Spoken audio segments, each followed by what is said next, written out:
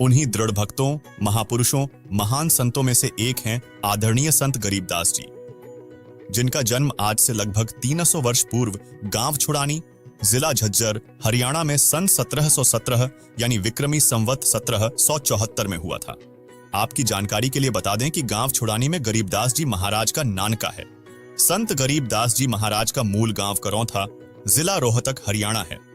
संत गरीबदास जी के पिता श्री बलराम जी का विवाह गांव छुड़ानी में श्री शिवलाल सिहाग की बेटी रानी देवी से हुआ था।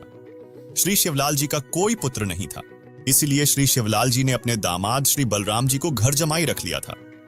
गांव छुड़ानी में रहते 12 वर्ष होने के बाद संत गरीबदास जी महाराज जी का जन्म गांव छुड़ानी में हुआ था।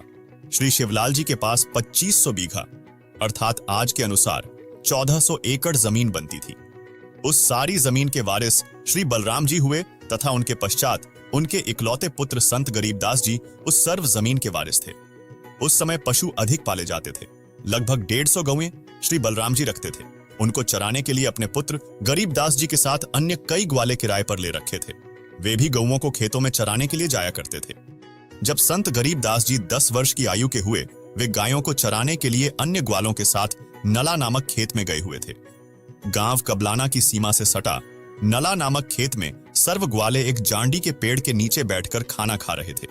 तब सन 1727 विक्रमी संवत 1784 फाल्गुन मास की सुदी यानी शुक्ल पक्ष की द्वादशी के दिन के लगभग 10 बजे परम अक्षर ब्रह्म कबीर परमेश्वर एक जिंदा महात्मा के वेश में सतलोक से आकर पेड़ से कुछ दूरी पर प्रकट हुए और कबलाना की ओर छुड़ानी को जाने लगे।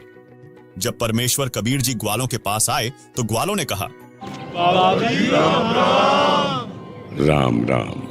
बाबा जी आओ रोटी खाओ। नहीं, मैं अपने गांव से ही भोजन करके आया हूँ। रोटी नहीं खाओगे तो दूध तो पीना ही पड़ेगा। हम साधु संतों को और अपने अतिथि को बिना कुछ खाए पिए जाने नहीं देते।